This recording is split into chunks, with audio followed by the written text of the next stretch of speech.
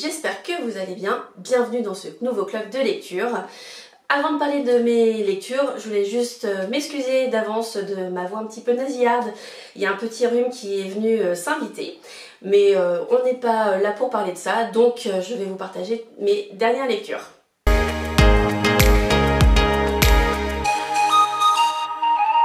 On va commencer par celui que je viens de terminer il y a quelques minutes. Et il y a plein de choses dans ce livre. Il y a beaucoup d'émotions, il y a une petite part de fantastique, il y a de l'humour, il y a de la tristesse. Bref, je peux que vous conseiller de découvrir ce roman et aussi cette autrice. C'était le premier roman que je lisais d'elle et je l'ai découvert, je dirais, grâce à elle parce qu'elle m'a contactée, elle m'a envoyé son livre, donc merci beaucoup. Et donc je vous présente Marilyn Jacquet avec son roman Quai numéro 4 qui est paru aux éditions de Librinova.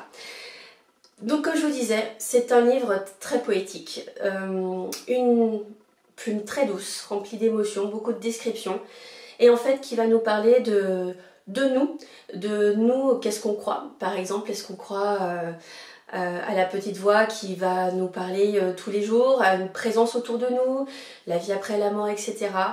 Mais c'est décrit d'une façon déjà toute douce et ça vient au petit à petit. Il y a aussi un autre sujet qui est très important, c'est les violences faites aux femmes. Mais voilà, je ne vais pas trop en dire, je vais quand même juste vous faire un petit résumé. Ici en fait on va parler de 3 personnes qui vont se rencontrer donc au quai numéro 4, donc dans une gare en Suisse, parce que oui, l'autrice est suissesse.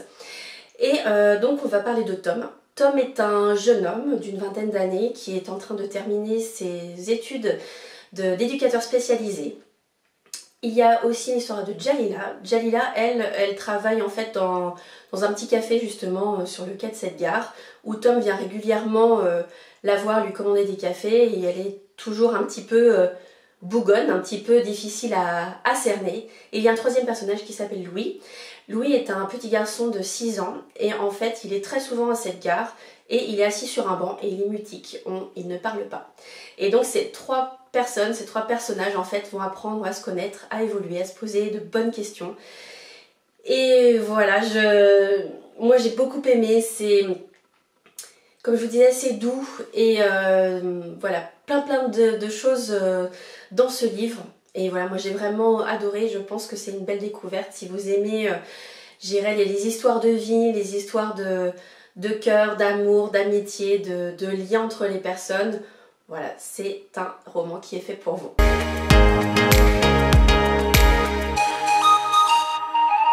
Le deuxième roman dont je vais vous parler, il y a aussi une part de fantastique, voire même une grosse part de fantastique, mais là, quand je vais vous dire le nom de l'auteur, vous allez savoir pourquoi.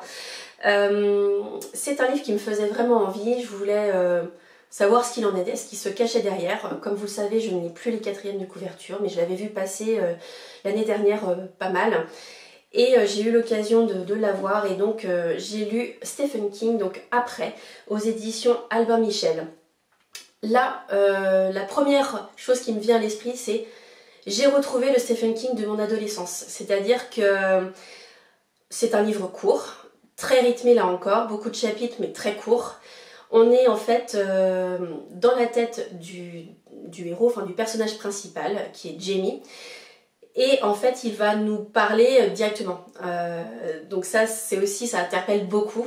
Et il va nous faire vivre en fait ce que lui vit, c'est-à-dire que lui, il a la faculté de voir les gens après la mort. Il s'en est aperçu en fait dès tout petit et en fait il va, je dirais, voir de temps en temps certaines personnes, parce que voilà, c'est pas non plus à tous les coins de rue, etc. Mais on va aussi, entre guillemets, le forcer à utiliser son don pour obtenir certaines choses. Voilà là pour le pitch, j'en dirai pas plus, mais vraiment moi j'ai retrouvé ce sentiment, ce Stephen King d'avant.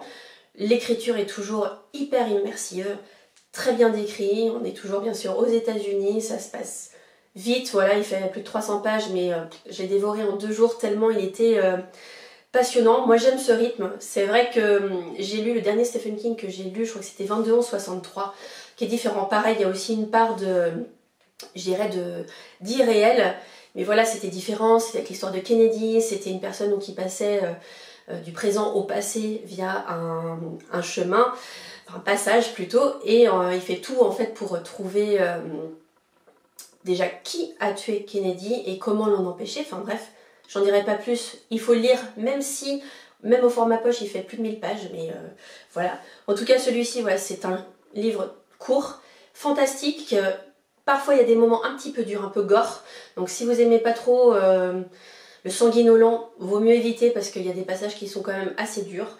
Et voilà, moi j'ai passé un très bon moment, ça m'a rappelé plein de souvenirs sur les premiers livres que j'avais lus de cet auteur.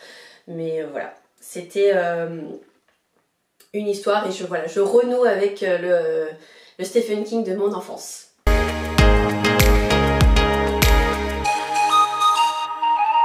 Et le troisième livre dont je vais vous parler, c'est tout autre chose, beaucoup plus doux, même s'il y a des éléments qui peuvent être durs. Mais c'est surtout une plume que j'attends avec impatience chaque année. J'ai la chance de l'avoir rencontrée plusieurs fois, donc je parle oui d'une autrice. Et c'est le livre dont on parle beaucoup en ce moment. C'est Un air d'éternité de Clarisse Sabar aux éditions Charleston. Voilà, c'est comme je vous disais déjà, c'est un rendez-vous. Chaque année, je lis le dernier de Clarisse. Et ici, on a toujours une double temporalité. On a une personne donc dans le présent qui est en 2018 qui s'appelle Lisa. Lisa, elle vit toute seule avec son fils Tim. Ils ont eu une relation très fusionnelle, on le sait dès le début en fait quelle est leur histoire, pourquoi ils sont que tous les deux. Et Lisa, elle est très proche de son papy, de son grand-père qui s'appelle Loulou. Loulou, il vit dans la maison familiale et en fait cette maison a besoin d'être rénovée. Et il vient de faire un malaise et donc Lisa dit bah écoute, viens dans notre maison, viens chez nous pour te reposer, pour être au calme, pas de stress. Et voilà, ça va être un moment sympathique tous les trois. Mais ce qu'elle n'a pas dit, c'est que sa mère va aussi arriver chez elle. Sa mère, voilà, elle vient de se séparer, elle a vécu des violences, donc c'est dur pour elle, elle a besoin de se reconstruire aussi. Et ça fait en fait 8 ans qu'ils ne se sont pas vus avec Loulou, donc le papy. Donc voilà, c'est un moment pas simple, mais c'est voilà, on sent la famille, les retrouvailles, qu'est-ce qui va se passer, je n'en dirai pas plus, je vous rassure. Et il y a une double temporalité, vous allez me dire pourquoi, comment ça se passe. En fait, Lisa va découvrir une pièce dans la maison familiale qu'elle ne connaissait pas. Et dans cette pièce, elle va découvrir un coffret. Et dans ce coffret, en fait, ça va la ramener en fait dans la période de la Deuxième Guerre mondiale. Et là encore, je garde le mystère parce que c'est un livre qu'il faut que vous lisiez. C'est, voilà, on est toujours immergé. Là, ici, on est dans le Berry. Le Berry, c'est la région natale de Clarisse Sabar, donc elle en parle très bien, elle sait très bien nous guider. Et voilà, moi j'ai été vraiment baignée dès le début dans l'histoire. Si j'ai un tout petit point je dirais pour dire quelque chose, c'est que parfois j'ai trouvé les chapitres un petit peu longs. Mais vraiment c'est juste le petit détail, c'est je dirais pour pinailler un petit peu, mais voilà, moi j'ai adoré. C'est toujours un moment que j'affectionne et je me laisse embarquer autant dans le présent que dans le passé et inversement. Et voilà, bah, je donne rendez-vous à Clarisse l'année prochaine pour son nouveau roman. Je vous laisse ici, j'espère que vous avez noté des lectures. En tout cas, moi je vous souhaite de très bons moments, de très belles lectures et je vous donne rendez-vous au prochain club de lecture. À bientôt!